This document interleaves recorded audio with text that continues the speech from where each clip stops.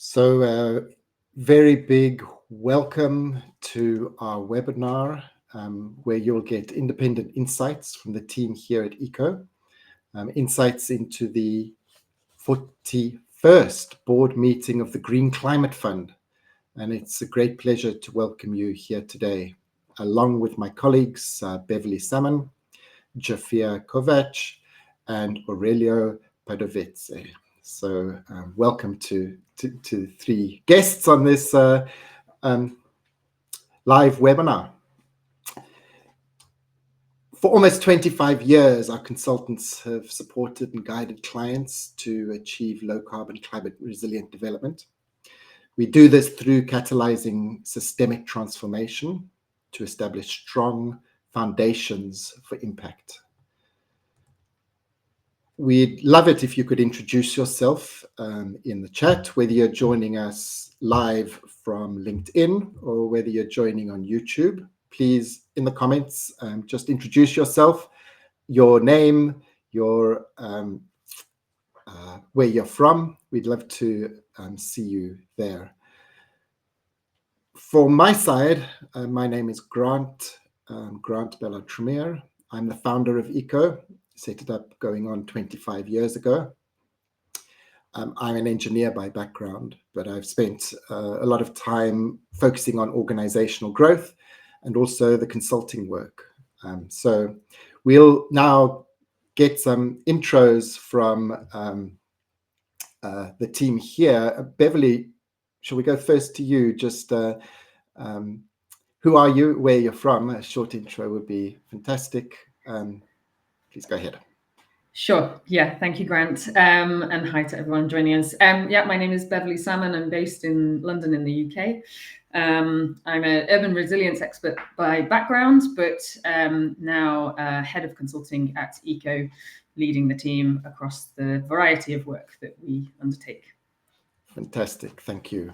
Just a reminder, please do introduce yourself in the comments. Zsofia, how about you next? Hello, hi everyone. I'm Zsofia Kovacs, principal consultant at ECO. I'm an economist by background, and I have worked in international development for the past 15 years, focused on private sector development, climate, and at ECO, I'm mainly focusing on the private sector portfolio that we have, so working with private organization on climate project development. Okay, thank you very much. And Aurelio, over to you. Yeah, hello, Grant. Thank you for the invitation. Hello, everyone. I'm Aurelio Padovese, a Brazilian, working a newcomer in ECO. Start work at ECO last December, but I have a background working with restoration programs in Brazil, Latin America, and recently I finalized my PhD with the topic of related to social innovation on forest and landscape restoration. It helps a little bit to look at the eco projects and together with the colleagues have some of the insights that we are going to present later. Thank you. Fantastic. Yeah, thank you very much, Aurelio. And we've got online, William, you've put some comment there. Thank you very much for kicking off the ball there. William, based in the UK. Ben, it's great to see you. I'm from RMI. Super to see you here. Paul, a warm welcome. Joining us from Nairobi. Fantastic to see you. And hi, Miedrag. Please do keep the introductions going. We'd be very pleased to hear from you during the event. All right, so let's quickly get into the agenda. Firstly, we're going to kick off with our senior consultant, Aurelio Padovese, who will be diving into our recent GCF insight that is focused on collaborative networks for climate innovation at the local level. And then after that, we'll be unpacking some key issues that emerged, some key observations from the recent board meeting of the Green Climate Fund that happened 2 weeks ago now in Sondo.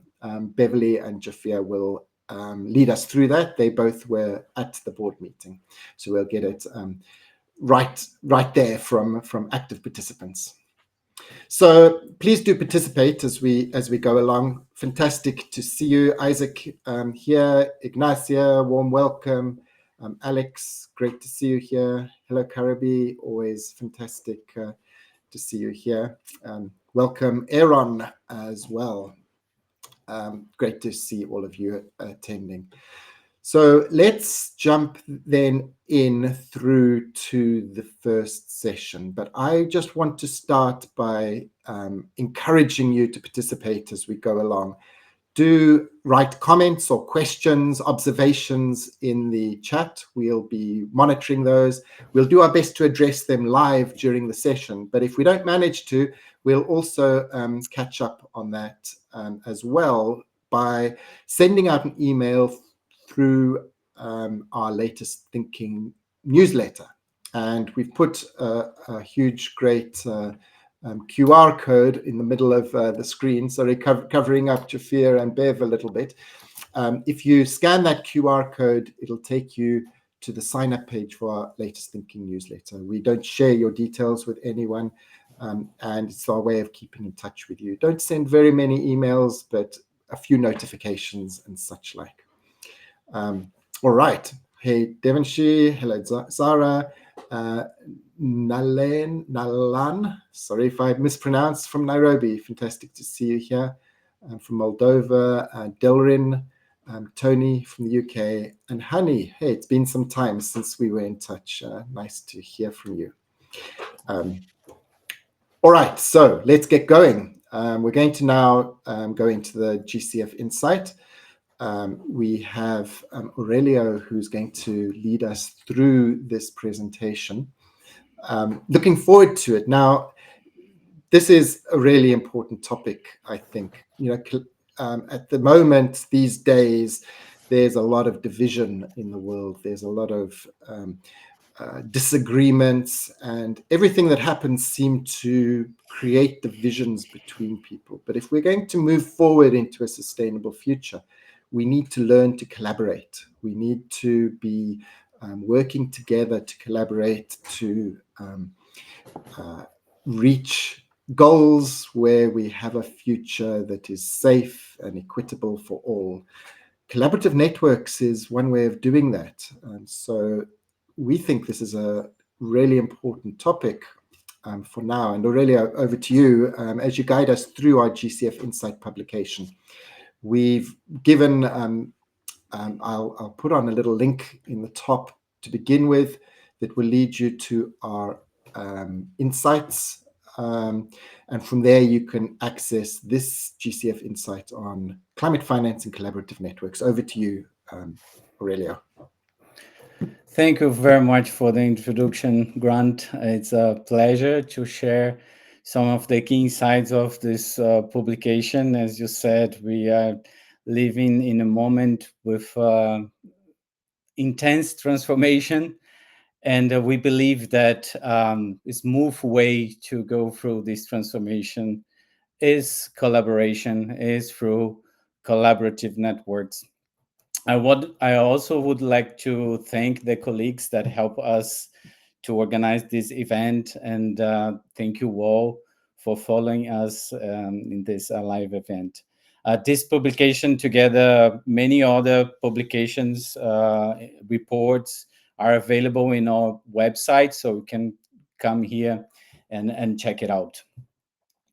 So let's get started. So there are two key questions guiding the reflections and insights explored in this publication. The first one is, how can global climate finance institution as a GCF accelerate the transformative change?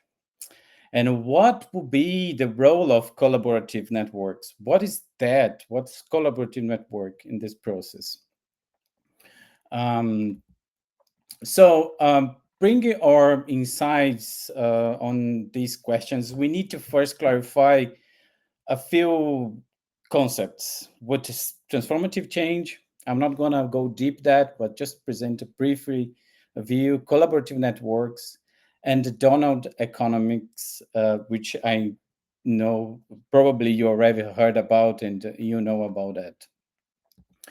So about transformative change, is similar to the paradigm shift, a concept very much used in GCF projects. And according to the IPBS, it means a fundamental reorganization of the entire system necessary for the conservation and sustainable use of biodiversity, good quality of life, and sustainable development. This is a very deep transformation. We are not talking about just technology, just economy, just policy instruments. It's everything. It's a new change. Here's is an example. This figure shows an example of a transformative change. So the current system causing landscape degradation and social inequality to a desirable situation of a system able to support socially inclusive landscape restoration. We know that this process doesn't happen like that. Unfortunately, there's no silver bullet, but there are many events along this bumping way that we call like chemistry reaction, catalysts of this reaction. And this is an important thing that we are going to come back later. The second key concept is the collaborative network. Collaborative network is a dynamic system connecting diverse entities, people, organization, they can be geographically dispersed and may differ from their worldviews, their perspectives, the scale of actions and objectives. So, but despite these differences, they exchange knowledge and share resources to achieve a common goal. So what differs a collaborative network from a fruitful partnership is an inclusive governance system dedicated to support locally led solutions, prompt to incubate social ecological innovations. So, and the other concept here we bring here that is important as well is the model, is the donut economy, which is a model that critique the traditional GDP-based growth paradigm that often neglects the crucial indicators for quality of life and human well-being, such as ecosystem service. So two things that I would like to highlight in that is that the safe and just space for humanity happens in the middle, in the donut. So below that, so under the social foundation, it shows that here in this area, then basic needs are not meted, like food, health, education, housing. And in the external of this economic development donut, it is going to be critical for the planet degradation. So here represents the pollution, oil consumption, all the activities that jeopardize the health of the planet. So ideally, we should be developing our economics or social activities inside of this donut. And here comes our first insight that I'm happy to share with you all, which is the role of the collaborative network, which is basically, through this collaborative network, we can support activities or group of people, vulnerable people that are nowadays living in this deprivation, critical human situation, from injustice places, the situations we are seeing related to climate change, but beyond that, the social issues connect to that, to bring them to this space. And also this collaborative network represent for those white and dots here, also bring the economic activities that are out of this ecological ceiling to be inside of this fair and sustainable development region expressed by the donut. So in summary, collaborative networks can serve as an essential bridge between the GCF and the local initiatives by creating an ecosystem of innovation that connects stakeholders and empower communities. So going back to the second question, or insights about a collaborative network, is that these networks can act as a body supporting the sustainable economy developing, bringing economic activities into the circle of just and sustainable activities. So in this sense, collaborative networks serve as an essential bridge between GCF and local initiatives, creating innovations ecosystems that connect stakeholders and empower communities. So here we can see some insights into about how this global climate fund finance institutions like GCF could support these collaborative networks to bring everyone inside the economic donut. So some insights is related to decentralized funding mechanisms, empower local communities to take ownership of their natural resources, like instruments connect to microfinance, and also actions, projects, activities supporting capacity building grants. So those are some insights to help us to respond to this question. So one example that I would like to bring here about how these global climate finance institutions are supporting local actions is this project, empower women groups to build resilience to climate impact in southwestern Angola. It's the focus of this, the paradigm shifts or the transformative change view of this project is capacity building through actions, empower women, promoting actions to train them and also to improve their communication, their network is going to lead them to face adaptation and to be more resilient facing the climate change. So this project focuses on it creates women-led climate change centers, and in the centers, these women, they are receiving training, they are exchanging knowledge, and an innovative idea of this project is the micro grant, which can lead those empowered women to develop their activities to be more to an entrepreneur in the climate agenda.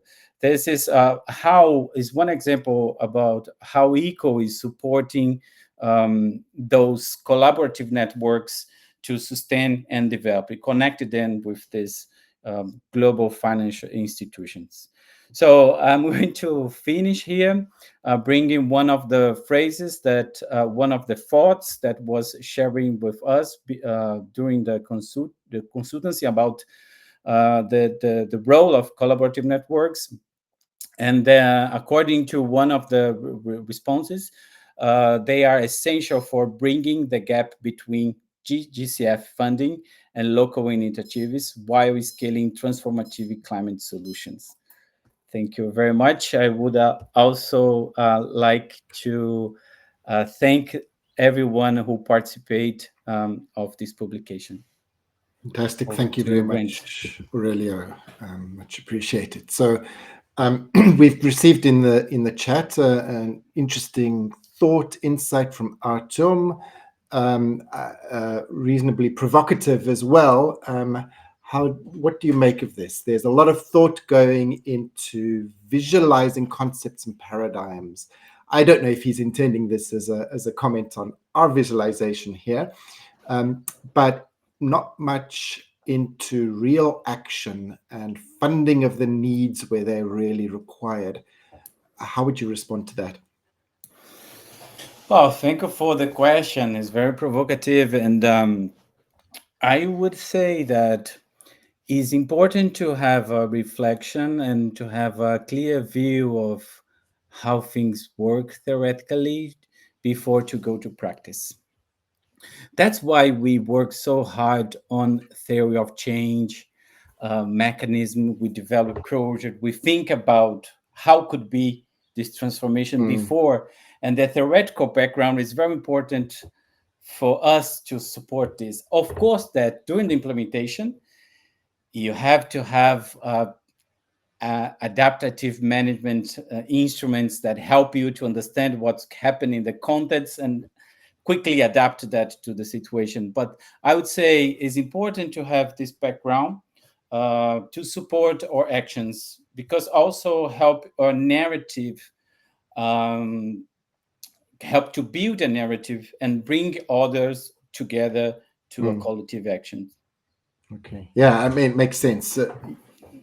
We're looking at concepts and paradigms for action, essentially. It's how do we do the action to make best use of the money that is flowing. And you gave the example of the Crew Angola project, which is one of them. I covered it on a LinkedIn Live not too long ago. I'll share the link to it as we go, if I can. The idea there is that the collaborative networks support the change that we're looking for through those communities, supporting women's empowerment in this part of Angola. And it's actual action. So the thinking is not a long thinking, it's a thinking to plan something to go to action, right? Yeah, no, and it's very important to have this this provocation of action. Yeah, this is very important, because this is something that we are always thinking. Of course, it's important to get inspiration in the theory, but the practical action with what really changes, right? What each promote changes. But the balancing between these two is fundamental, because when we generate reflections and we register them and we communicate them, we also can inspire other people to follow more or less the same ideas or the same principles. Yeah, makes sense. Okay. Well, thank you very much, Aurelio. I hope that was useful. We see collaborative networks as a really foundational tool, as you said right at the beginning, to bring together the different stakeholders that are needed to catalyze and to support local action. And you talked about a number of different tools and steps that are there, including collaborative sort of enhanced direct access, which is one of the tools that the GCF can use, and we think should be used a whole lot more. So thank you very much, Aurelio. All right, on to the discussion last board meeting. Please do keep the... what I would like to do now is just to make the transition is to just emphasize that these views that colleagues Beverley and Zsofia will present are our own views. They are observations of the board meeting. They're not intended to be comprehensive. We're not trying to cover every single topic that is there. Yeah, well, it's our viewpoints, and we'd love to hear your thoughts on them. So please do that. I think there was quite some dramatic and, for me, big issues that emerged in the board meeting. So over to you, Beverley and Zsofia. I'm looking forward to getting this update. Thank you, Grant. And we had a few slides. I don't know if you want to put those onto the screen. Yep, we're going to put them on. So yeah, I'm just going to talk about a couple of the really kind of high-level elements of the board that occurred over the 4 days during B.41. The kind of summary here, but yeah, the first one is the regional presence. So this was something that was agreed at this board. The previous board introduced the 4 new regional directors. So they're the different regions, but then also complemented by the director, of course, of the private sector facility as well. So those 5 core directors taking more of an active role at various different stages of the project approval process. And yeah, through this board ratifying a regional presence for each of those directors. It seemed a kind of trend and a discussion from the kind of background of the GCF around the strategy really cementing strongly in a country first focus. And kind of how this then develops and is taken up will be interesting to see as the new the new strategy is kind of rolled out, not least with the new kind of concept note development, as well as the kind of development and improvement to country programs, and the kind of the strengthening of links between the NDA and actual projects. So yeah, regional presence was one core area of discussion. Another one was also the review of the accreditation process. So it seems potentially that the project-specific assessment approach, so the PSAA, is unlikely to continue after its pilot, which is scheduled to end March 2026. But the approach to that is informing potential changes to the broader accreditation approach, and it's still under consultation. And so, but the goal is looking towards a shorter time frame, a 9-month cycle for accreditation. This is also linking here to the next point you can see, which is the reduction in the project development cycle, also to 9 months, which was a kind of key element of the kind of introduction to the board meeting, and the kind of importance of reducing that timeline in terms of project development. But our experience within ECO, these timeframes developing projects can take a lot longer than that, and so we'd be very interested to see where that kind of pressure comes and how the projects can be developed within that 9-month window. Yeah, and then another area of kind of high-level consideration was just around the portfolio trends. So are we seeing kind of sectoral shifts in some of the projects that are being approved through over the years since the start?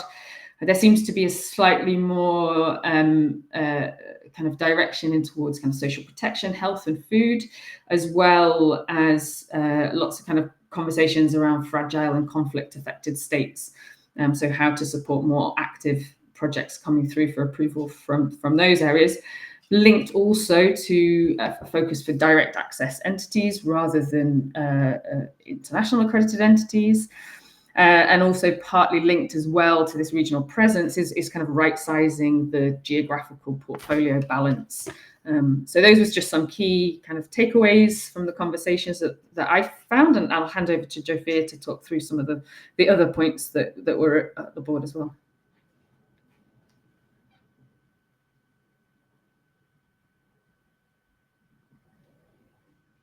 Thank you, Bev. This was my first GCF board, so it was incredibly insightful to be there, meeting with all the different accredited entities who had projects put forward to the board, listening in all the side conversations and side events that were also happening in parallel with the board discussions. So it was a great pleasure to be there. Possibly the most awaited part of the board discussions are typically the funding proposals, so the approvals. And I have brought a few stats and like to give a few insights around and observations that we have made while attending the board. So in total, 11 projects were approved at B.41 of a total of $689 million in GCF funding. And the total project funding, including co-financing, was around $1.4 billion. 2 of the projects were from private sector accredited entities. They are typically loan or equity projects. They were LBA and Mirova. And if you're looking at the graph on the right, it depicts the split between GCF funding and co-financing, effectively the amount of GCF funding will leverage from private and public sources. So if you look at the first bar, the private sector projects, as you might expect, the GCF funding is much lower in proportion compared to the co-financing. It's about a 1-to-4 split. Whereas on public sector project, it's much more even, or even GCF funding takes more than half, so about 58% of the project, of total project financing. And on an overall portfolio level of the 11 projects that were approved at this last board, it's almost even between GCF funding and all the other co-financing that have been put in, both from public and private sources. The GCF's current strategic plans, 2024 and 27, outlines a few areas that they are targeting when it comes to approving projects. And they are focusing on adaptation. I mean, there's also mitigation project, or rather cross-cutting project that were approved at the last board. There were 6 adaptation-only projects, and then the 5 were cross-cutting between adaptation and mitigation. So that's because of the strategic drive of putting forward projects that have a strong adaptation element or fully adaptation focus. Other strategic priorities are the sector focus, and at this round it was very much in line with that. Food systems, ecosystems, sustainable ecosystems, and early warning systems were the top of the most common themes of the approved project. There are other sectors that are in the GCF strategy, like, for example, energy, infrastructure, built environment, energy, and related to energy efficiency. These were less this time. I mean, as you can see, there's very much adaptation focus, so less on that would focus on mitigation. And the other thing that also Beverley mentioned is local and regional focus, bringing in direct access entities. The strategy says that the GCF wants to multiply or double at least the direct access entities that receive GCF funding. These are the locally or regionally based accredited entities. There were 2 of these projects approved at this last board. The PSAA process that was also mentioned by Beverley, this is the project-specific accreditation approach. So that was this currently is a pilot, and it's likely that it will not continue beyond March 2026. Was brought in so that the accreditation or project proponents could put forward a project without pre-accreditation. So, and they will only get accreditation for their projects, making it much less timeline, shorten the timeline, and also making it possible to go through a bit more streamlined process. And 2 projects, Agra, Mirova, were the project-specific accredited entities that have project approved. And multi-country versus single country. So they were quite, it's very typical to have a lot of multi-country projects. It was quite clear that that was the approach followed by many accredited entities. So 5 of them were multi-country and 6 single country. Out of that, 4 were in Africa. And then other single country projects were in Mexico and Serbia as well. And just to moving on. So as I mentioned earlier in the introductions, at ECO, my focus is on the private sector-led project development with the GCF. So that was kind of my lens of looking at the different event or attending the different events during the board meeting. And one interesting one was with ITAP. ITAP is the Independent Technical Advisory Panel that helps, that comes in at the last stage of the review process. And that's just before the board approval. And they have given a presentation on what they are looking at when they are assessing private sector projects, how what sort of positive and negative approaches they have seen, and what they would like to see as they as the private sector projects are put forward. It was mentioned that they are some of them are very ambitious in terms of the leverage targets, so the amount of private sector finance that the GCF funding will be able to mobilize, which is an GCF investment criteria.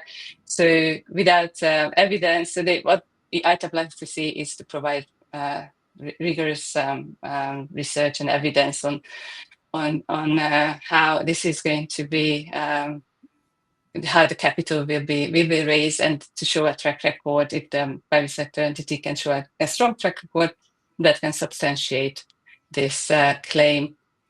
A lot of discussion about risk sharing and return. Obviously, the regional and thematic and sector requirements will very much inform the design of and the risk sharing mechanism of any investment and any GCF funding. So then, and GCF is not looking for a uniform waterfall structure, but of course, if a concessionality is asked, it has to be well justified.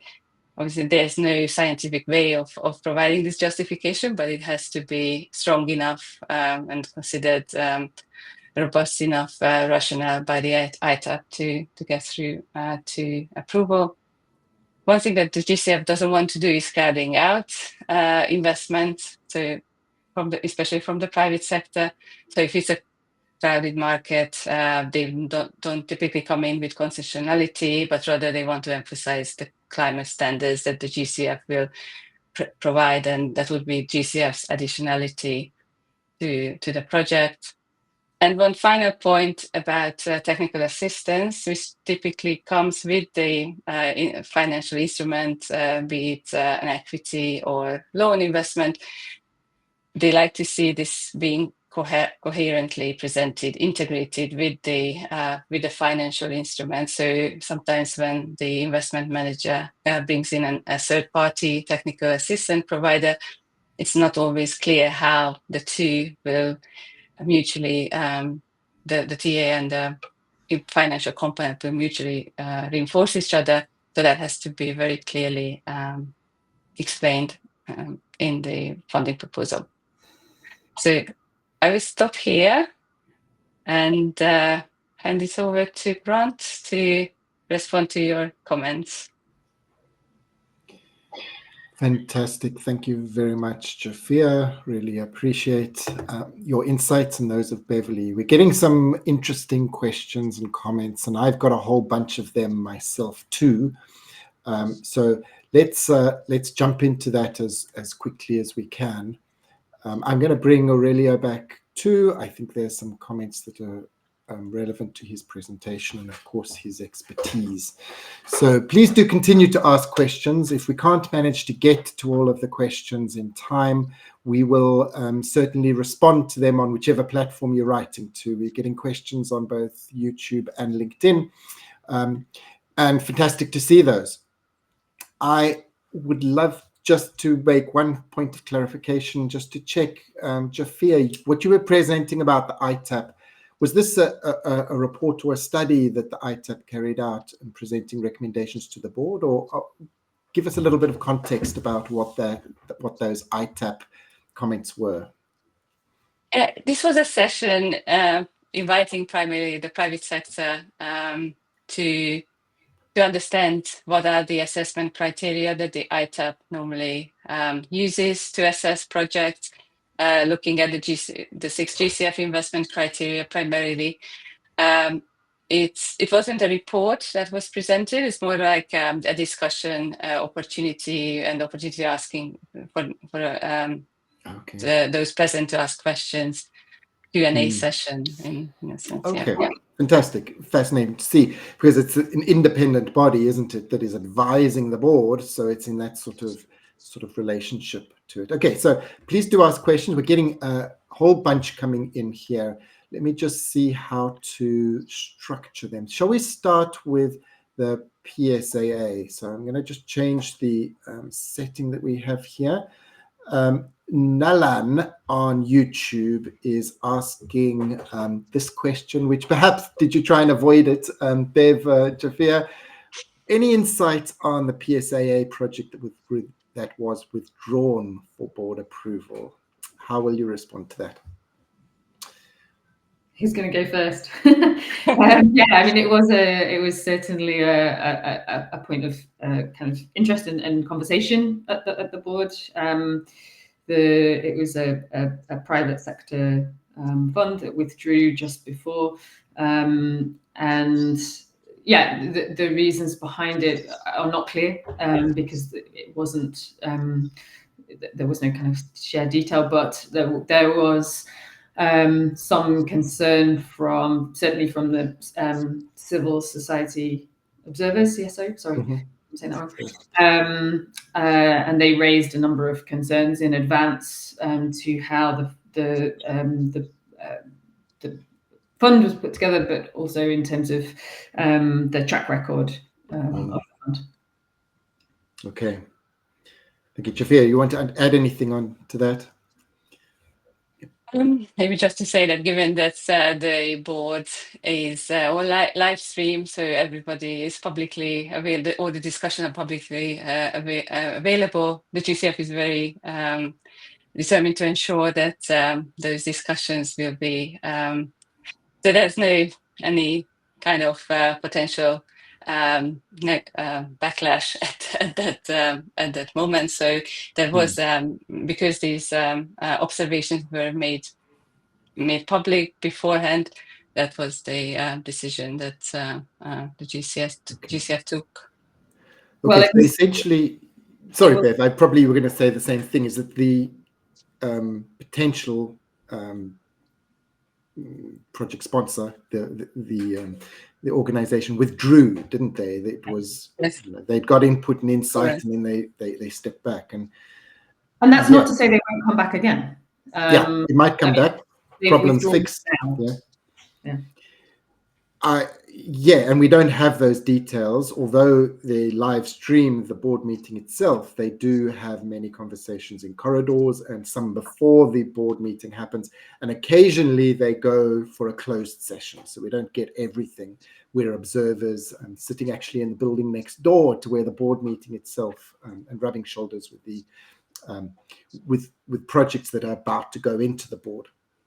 Interestingly, from the civil society letter that is available publicly online about it, you mentioned, Bev, there are two aspects to it, but the one that stood out for me very strongly is the civil society organizations were seeing this as an abuse of the PSAA, a type of approach, and their perspective was that here is a fund that is being created even after GCF have entered the project into the pipeline, and it's they don't have the track record that's needed, and it's some way of shortcutting things. However, for private sector projects, it's very usual to create a special purpose vehicle, and you look to the founders of that special purpose vehicle in order to assess their credentials. Do they have what is needed? So there's some very interesting dynamics, and, well, as you said, there are things that we don't really know about it. All right. A burning question that Paul is asking, should we try and deal with this briefly, is the GCF and current US positioning. How do we see this? Yeah, I mean, the GCF will be affected in terms of its. It was raised at the board that the amount of funding from the US to the GCF will be reduced, or they're not going to honour the rest of their commitment. That was flagged within the board meeting, and it was then taken to the next board, where they will have a look at what the implications are in terms of the pipeline for the new kind of budget. Right. Essentially, 4 billion has been withdrawn at the very least from GCF's funds, right? But there was not a lot of discussion at the board meeting about this. No, just the acknowledgement of that. Yeah. Yeah, and even in the corridors, there weren't, a whole lot of buzz. It was as though, it's not something to discuss right now. We'll wait and see. Exactly. I'm putting my own words into it, but such like there's been some great networking taking place in the comments on LinkedIn. It's great to see that there. And Marta, based in Namibia, is one of them. This isn't a question, but she's just observing that, in fact, the neighborhood really well in Angola. And I thought that would be a good time to just add in a little QR code that you can see over there. The Crew Angola. This is not a link to Crew Angola. It's a link to the discussion that I had with a colleague of mine, Luisa Freitas, who was part of the team putting together that Crew Angola project. It's like an interview where we look into that project, see what we can learn from it, and it's the example that Aurelio gave in the project. So if you'd like to find out more about it, you can head to that page on LinkedIn. Look in the comments, you'll see the link to the actual project itself, but also hear the discussion that Luisa and I had about it. So hopefully that's useful to you, Marta. And yeah, good to see many of the other inputs, collaboration being offered by many different people. Gade, merci beaucoup. And Honey, I see you're arranging to connect with Marta, so that's really fantastic there. I would like to just step up a little bit in terms of the discussion around, I guess it's funding, and Karabi put the comment very specifically related to particular types of funding there. I don't know if we as a team actually have much to say about this. It's an observation that you've made there, Karabi. It is difficult to fund certain types of projects. I guess this is in India, but perhaps community development projects you can, but land resilience and watershed development and such like more difficult. Any thoughts? Yeah, Aurelio, please go ahead. Yeah, it's really unbalanced, and when we go in the country level as well, we see the budget allocated to different for different ministers. It also reflect. I think we have seen some projects and some initiatives in some regions, for example, in Amazon, that is focused on bioeconomy. It's an approach to kind of try to connect initiatives that are work in favor of upstanding forest and make a new economy, strengthen a new economy. This is it's very small yet. It's growing economy, but it's a way to highlight the importance of investments and bring partners again.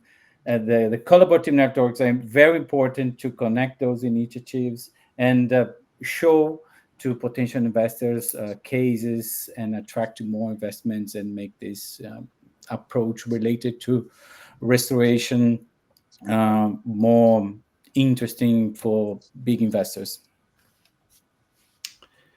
Right, thank you very much, Aurelio. Ben has asked a whole host of different questions. I'm going to try and display it, but I think it might get cut off. We don't have space. Oh no, we can get most of it here. We've already talked about some of the aspects of this, but he is focusing mostly on, firstly, the PSAA, the project-specific accreditation. Why is that being dropped?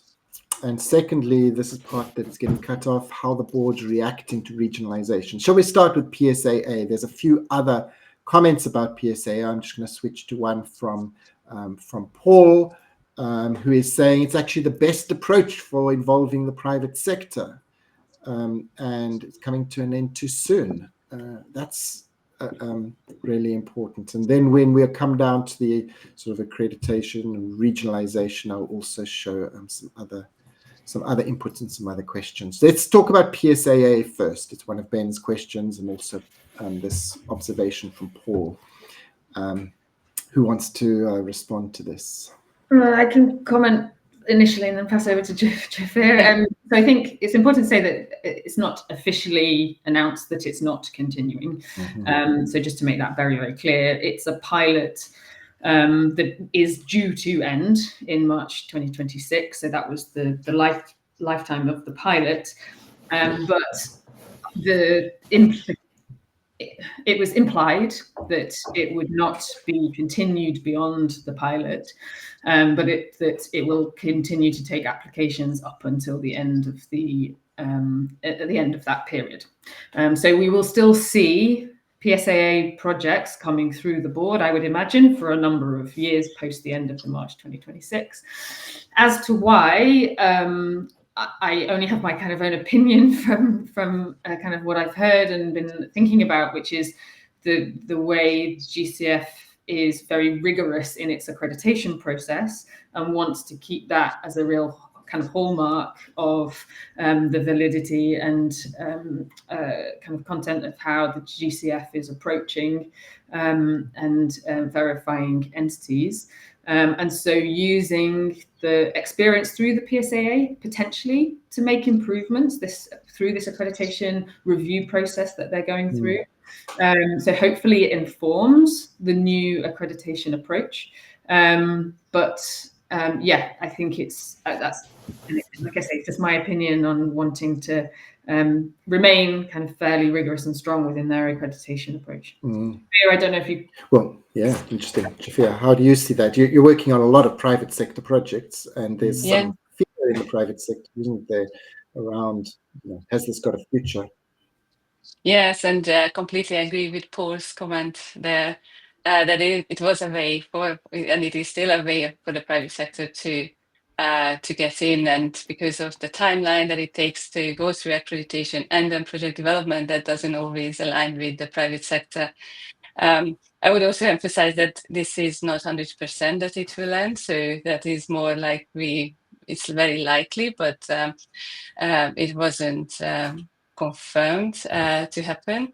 I would also say that the March 2026 is not, from what I understand, is also, and again, I would say it's not confirmed, is not going to be like a hard stop, because the projects that are already on the pipeline of being discussed with the GCF teams could go for approvals after the March 2026 timeline. So if they are already under preparation, they could still be approved.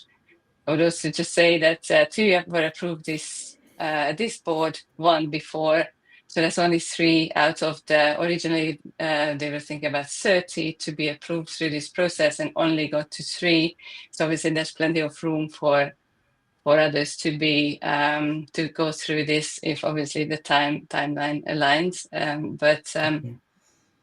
So what I'm hearing you saying, Zsofia, there is that the pipeline can still get into the pipeline up until March 2026, and they won't just cut off everything then, but the likelihood is continue processing those ones that already entered into a pipeline. But I guess these are things that we're hearing. There's not a hard and fast decision, as Bev said. They're trying to improve the accreditation process, and I guess they want to blend PSAA into that in some way. I'm not completely convinced by an argument of rigor, because why not just do rigor in the PSAA for that project? You know, if we take at face value, we don't see all the board documents, but if you take at face value the CSO's comments on that project that was withdrawn, it feels from that as though there wasn't the rigor of assessing this project. It just feels like it. We don't have the details. We don't know if there's the rigor and it's just a CSO perspective on it. But and there are possibly other things behind it. But that's that sounds like throwing baby out with the bathwater, right? You've got a problem with the mechanism, let's throw it out. But maybe we're getting ahead of ourselves, because this isn't a hard and fast decision yet, but it's looking like that will happen. In the interest of time, let's talk quickly about the regionalization one. Interestingly, my question has not yet come up from anyone, but let's talk a bit about regionalization. Hani has made the observation, and this is a bit of a complicated one. So the accreditation process isn't being dropped. Projects will still be accredited. They're trying to reform the accreditation process. But this idea that he's put in here is they're creating regional centers. Will the GCF accredit their own regional centers to take forward projects? I guess the answer is no, but there is really an intention for GCF to get more involved in sourcing projects. Shall we just talk about the GCF getting more involved in sourcing projects? If you're happy to go there, Bev, Zsofia, that's that idea that those partnerships, they would be creating them themselves in some way.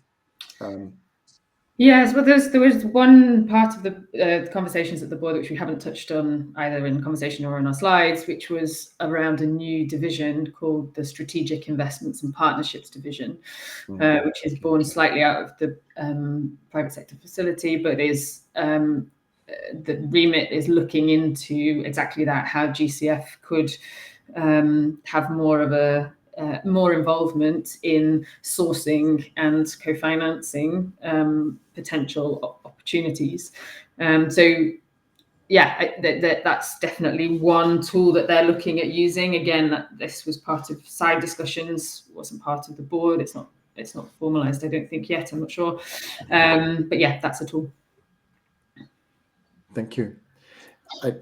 Ben has put, but it gets cut off when I display it, is how is the board reacting to the regionalization of the fund's operations and how GCF will execute it through regional centers and such like. Do we have insights in that? Because when I was at the board meeting last year in October, they were just saying we need to define how to do this.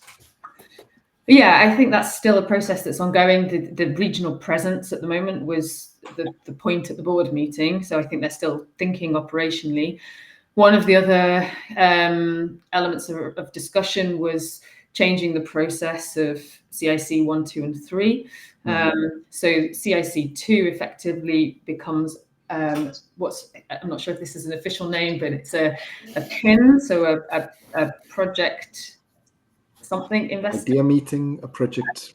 It was something project something memorandum. Okay, memorandum. Okay, yeah, because it needs to be beyond idea, doesn't it? It's project implementation memorandum or something like that. Yeah. So and those would be that sign off would happen with the regional directors. So everything up until effectively the concept note stage. So the kind of moving forward of a concept note to a full proposal will be held at the stage of the regional director or the private sector facility director.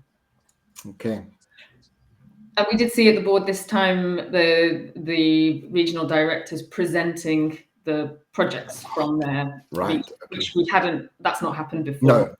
It's normally Henry Gonzalez who's presenting all of them apart from the private sector ones. So this is some transformation. Okay. Fantastic. We're out of time. My question was not asked by anyone. I I'm glad I was sitting down, hearing about the 9 months from concept note to board approval. It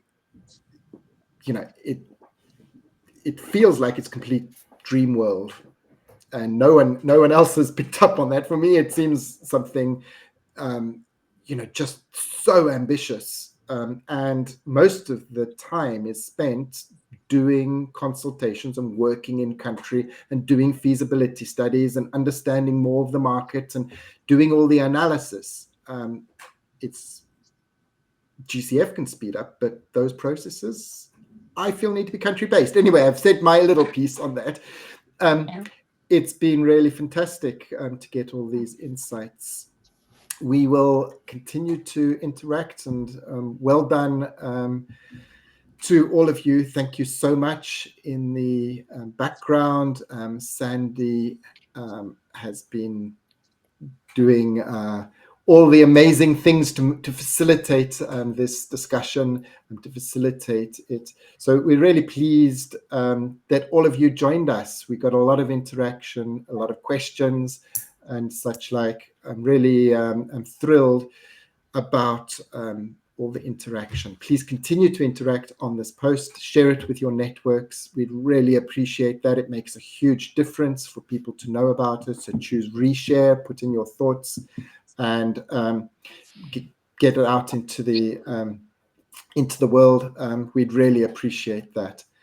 And I guess that just remains to say a final thank you, and keep talking, get in touch with us. We'll send out information through our newsletter, and we will be in touch. Great to be here with you, and thank you very much. Thank you all. Thank you. Bye-bye. Thank you for the great questions. Yeah, thanks for all those questions. Thank you. Goodbye. Bye.